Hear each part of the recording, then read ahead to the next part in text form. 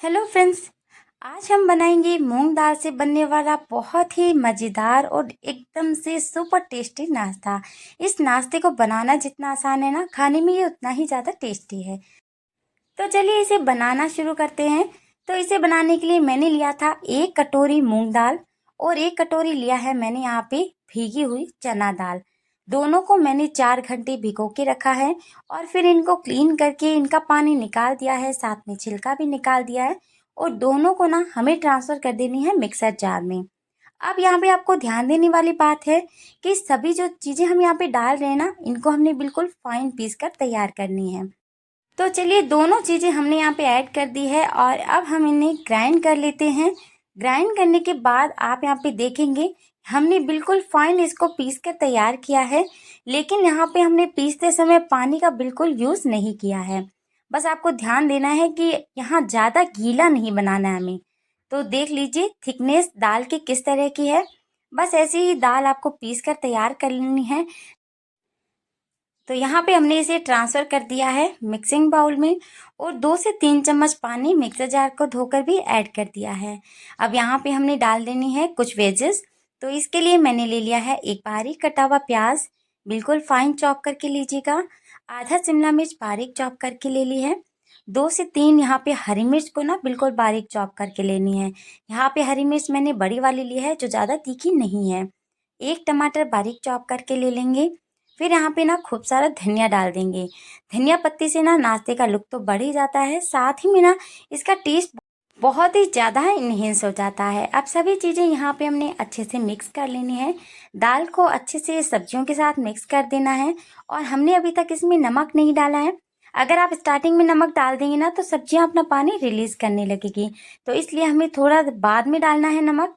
तो यहाँ पे हमने जो दाल के साथ मिक्स की है ना सब्जियाँ, ये तो अच्छे से मिक्स हो गई है, लेकिन इसकी वजह से आप देख सकते हैं थिकनेस इसकी थोड़ी सी कम हो जाएगी।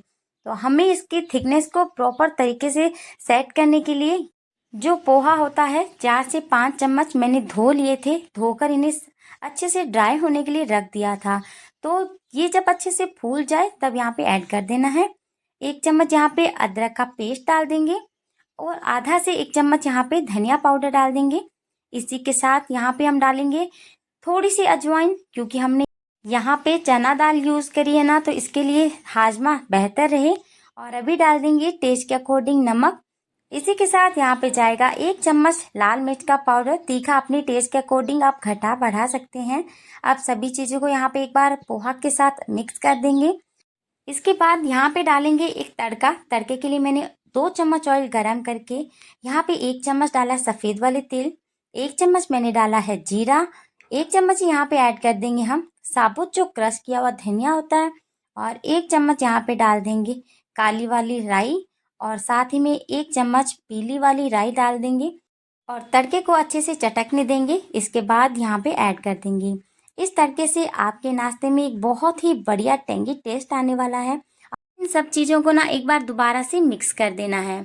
यहाँ पे हमने जो चीज़ें ऐड करी है इन सब का फ्लेवर इतना अच्छा जाता है इसमें कि ये आपने एक बार बना लिया ना तो यकीन मानिए आपके घर में रोज़ बनाने की ज़िद हो जाएगी।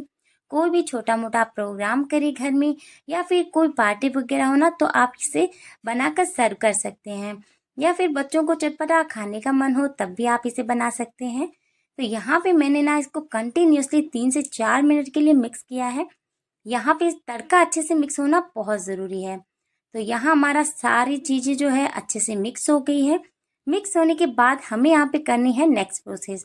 तो मैंने इसमें ना दूसरी रेसिपी बनाने के लिए थोड़ा सा बैटर निकाल दिया है और अब इसे रेस्ट पे छोड़ देंगे, क्योंकि हमने इसमें नमक डाला है, सब्जी अपना पानी रिलीज़ कर देगी। अब यहाँ पे हम ले लेते हैं आटा लगाने के लिए 1 कटोरी गेहूं का आटा, और इसी के साथ हम डाल देंगे थोड़ा सा यहाँ पे सूजी। ये जो सूजी है ना, यहाँ पे 2 से 3 चम्मच ही लीजिएगा, मोटी वाली या बारीक वाली वैसे जो भी है ले सकते हैं। और अभी यहाँ पे हमने ऐड कर देना है टेस्ट के अकॉर्डिंग नमक। नमक आप जितना खाना पसंद करें उस हिसाब से ऐड कर दीजिएगा। अब यहाँ पे ऐड कर देंगे 2 चम्मच कुकिंग ऑयल। जो भी कुकिंग ऑयल आप खाना पसंद करते हैं ऐड कर सकते हैं, बस ध्यान रखिए यहाँ पे आप सरसों का तेल बिल्कुल भी यूज़ ना करें। अब इन सब में हमने डाल देना है थोड़ी सी कसूरी मेथी। यहाँ पे कसूरी मेथी का फ्लेवर बहुत अच्छा जाता है, तो ज़रूर से डालिएगा, बहुत अच्छा टेस्ट आएगा। अब सभी चीज़ें एक बार यहाँ पे मिक्स कर देंगे।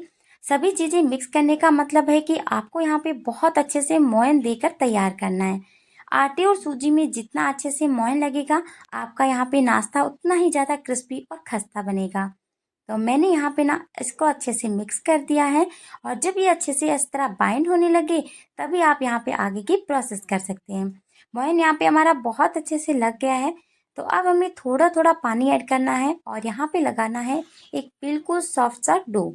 बहुत ज़्यादा सॉफ्ट नहीं रखना है, इतना सॉफ्ट लगाना है कि सूजी बाद में अच्छे से फूल सके और परफेक्ट हमारा यहाँ पे आटा लगकर तैयार हो जाए।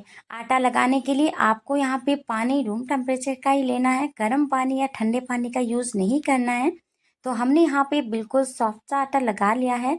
अब आटे को ना अच्छे से सेट होने के लिए थोड़ा सा ऊपर से ऑयल लगा दीजिए। 4 से 5 बूंद यहाँ पे ऑयल की डालेंगे और इसी ऑयल में एक बार आटे को मसल लेंगे। इससे आटा ना हल्का सा सॉफ्ट रहेगा, और जो नाश्ता बनाएंगे ना बहुत अच्छे से क्रिस्पी बनेगा, और ऊपर से क्रिस्पी, अंदर से ये बिल्कुल सॉफ्ट होगा। बिल्कुल एकदम मार्केट जैसा आपको टेस्ट आने वाला है। अब यहाँ पे आटे को कवर कर देना है। कवर करके इसको 15 से 20 मिनट के लिए रेस्ट पे छोड़ देना है। 15 से 20 मिनट बाद हम यहाँ पे नेक्स्ट प्रोसेस करेंगे। तो इसके लिए अब आटे को वापस चेक कर लेते हैं। आटा हमारा बहुत अच्छे से सेट हो गया है। ये देख सकते हैं थोड़ा सा टाइट हो गया है। बस ऐसे ही हमें डो की ज़रूरत है हमारी नाश्ते को अच्छा टेक्सचर देने के लिए। तो यहाँ पे मैंने एक रोटी जितना पोर्शन ले लिया है, और थोड़ी सी मोटी रोटी हमें यहाँ पे बेल कर तैयार करनी है। तो इसके लिए तैयार करना है एक बड़ा सा लोई, और लोई को यहाँ पे अच्छे से सेट करके आपको यहाँ पे एक रोटी बेलनी है। रोटी के लिए आपको ध्यान रखने की बात है, थिकनेस बिल्कुल ऐसी रखनी है जैसे कि नॉर्मल रोटी चपाती आप बनाते हैं ना, उससे थोड़ी सी मोटाई में हो। यहाँ पे आपकी रोटी का साइज मैटर रखता है, शेप मैटर नहीं रखता है। आप शेप में बड़ी छोटी जैसे भी बनाना चाहें बना सकते हैं। तो मैंने यहाँ पे बड़े साइज की एक रोटी बना ली है। अब इस रोटी से हमें अपने नाश्ते के पीसेस कट करने हैं। तो इसके लिए मैंने तीखे किनारों वाली ग्लास ले ली है। आप कोई कप कटर भी ले सकते हैं, और इस तरह जितने सर्कल एक बार में निकल जाए उतने आप निकाल लीजिए। तो मैंने एक रोटी से 4 सर्कल निकाले हैं। अब इन चारों सर्कल से हमने एक्स्ट्रा आटे को हटा देना है, और वापस उसी आटे में मिक्स कर देना है जो बचा हुआ आटा है। और ये जो हमारे पास चारों पीसेस आए हैं ना, इनको हल्का सा बेल कर आप बड़े साइज में बना लीजिए। इससे नाश्ते को शेप देने में आपको बहुत ईजी हो जाएगा। तो यहाँ मैंने चारों पीसेस को ना एक बार बेल लेना है। थोड़ा सा पतला हो जाएगा तो सुंदर भी लगेगा और टेस्ट भी अच्छा आएगा। और ये देखिए, हमने थोड़ी सी इसको भी बेल लिया है। तो चारों पीसेस हमारे यहाँ पे बिल्कुल परफेक्ट बनकर तैयार हो गए हैं। अब बारी आती है हमारे नाश्ते को शेप देने की। तो शेप देने के लिए सबसे पहले हमें यहाँ पे स्टफ करना है मसाला जो हमने बनाकर रखा है। ये मसाला आप स्टफ करने के लिए ना 1 से 1.5 चम्मच ही डालिएगा, क्योंकि ज़्यादा डालेंगे ना तो फिर नाश्ते में शेप अच्छे से नहीं आएगी।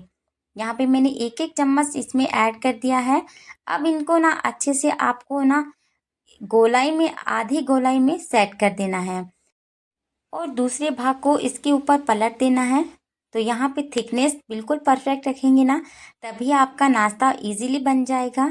तो यहाँ एक पीस हमारा बनकर तैयार हो गया है। बस इसी प्रकार हमें सभी को बनाकर तैयार करना है। तो सेम प्रोसेस है, मैं बाकी के पीसेस बनाकर तैयार करूँगी। तो यहाँ 1 बाय 1 मैंने सभी को बनाकर तैयार कर लिया है। आपको इसी तरह से सब पीसेस बना लेने हैं। बिल्कुल इजी वे में बनते हैं, इसमें कोई झंझट नहीं है। तो सब पीसेस मैंने यहाँ पे बनाकर तैयार कर लिए हैं। तो चलिए अब इनको बारी आती है नेक्स्ट प्रोसेस के लिए ले जाने की। तो नेक्स्ट प्रोसेस के लिए मैंने यहाँ पे पहले से ना पानी गर्म कर रखा है, और इसके ऊपर एक छलनी रख दी है। छलनी में हम थोड़ा सा ऑयल लगाएंगे। इस तरह से ग्रीस करने से नाश्ता अच्छे से डिमोल्ड कर सकते हैं। नाश्ता हमारा बिल्कुल भी चिपकेगा नहीं। तो यहाँ पे 1 बाय 1 सभी पीसेस को इस तरह से सेट करना है कि आपके पीसेस एक दूसरे से ना टच ना करे। थोड़ी सी इसमें गैप रहे, इससे नाश्ता चिपकेगा नहीं आपस में, और जब पकेगा तो ये बहुत अच्छे से तैयार होगा। तो लीजिए, मैंने सभी पीसेस को इस तरह सेट कर दिया है। सब पीसेस सेट करने के बाद हमें क्या करना है, इसको कवर कर देना है और 10 से 12 मिनट के लिए स्टीम होने देना है मीडियम फ्लेम पर।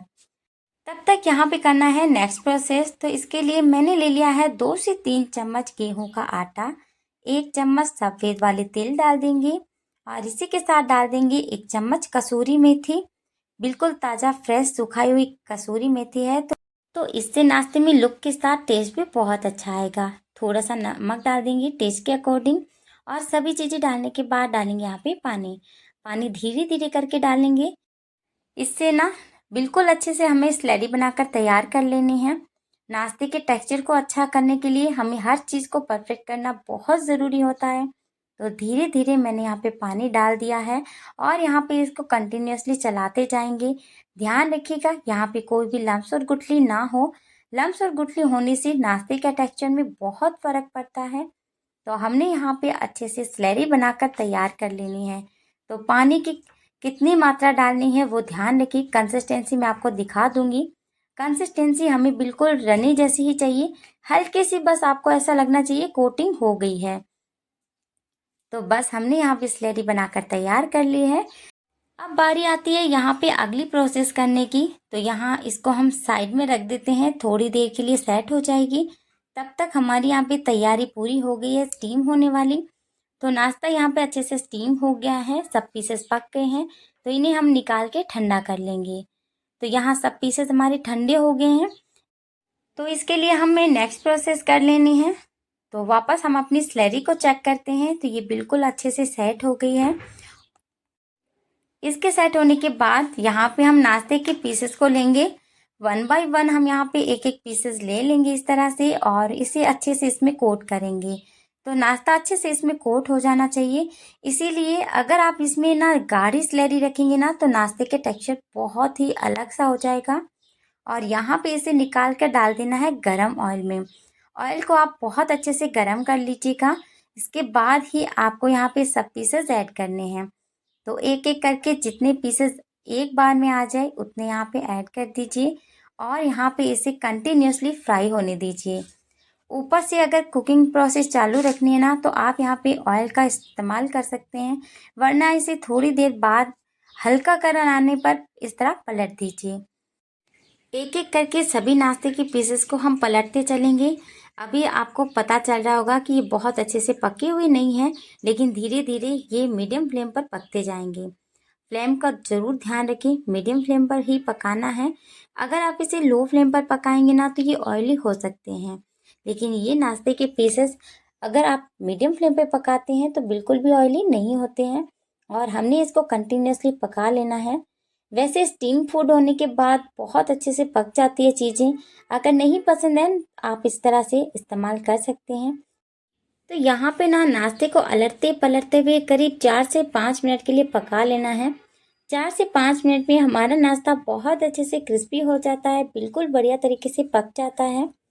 तो अभी हमने क्या करना है, इन सब को ना 4 से 5 मिनट हमने पका लिया है। तो बारी आती है इन सबको अब रिमूव करने की यहाँ से। तो छलनी में इन सभी को हमने निकाल लेना है। इन सभी पीसेस को एक बार अगर आपने बना लिया और अगर बच्चों को खिला दिया तो यकीन नहीं करेंगे, बच्चे मार्केट के कचौरी समोसा ना उनको भी भूल जाएंगे। तो लीजिए फ्रेंड्स, हमारा ये बहुत ही सुपर टेस्टी डिलीशियस एकदम चटपटा हेल्दी नाश्ता बनकर तैयार है। हेल्दी हम इसे इस तरह कह सकते हैं क्योंकि हमने इसको घर के एकदम ताज़ा फ्रेश ऑयल में फ्राई किया है। मार्केट के जो ऑयल होते हैं बहुत ज़्यादा हार्मफुल होते हैं क्योंकि वो बार बार एक ही ऑयल को इस्तेमाल करते रहते हैं। तो चलिए अभी हम अपने नाश्ते को ना सर्व कर लेते हैं। सर्व करने के बाद आपको दिखाऊंगी पूरी प्लेटिंग, सच में बहुत अमेजिंग लगती है, सबको बहुत पसंद आती है। तो फ्रेंड्स, मैंने इस नाश्ते को सर्व किया है दही और टोमेटो केचप के साथ। अगर आपको पसंद है तो ज़रूर से बनाकर ट्राई कीजिएगा। तो फ्रेंड्स, आज की नाश्ते की रेसिपी अगर थोड़ी बहुत भी पसंद आई है तो प्लीज़ वीडियो को लाइक कीजिएगा। चैनल पर नए हैं तो चैनल को ज़रूर सब्सक्राइब कीजिएगा। तो मैं मिलूंगी आपको ऐसे ही डिफरेंट रेसिपीज़ के साथ। तब तक के लिए धन्यवाद। Thanks for watching. Bye bye. आप करें एंजॉय और अपना फीडबैक जरूर शेयर करें।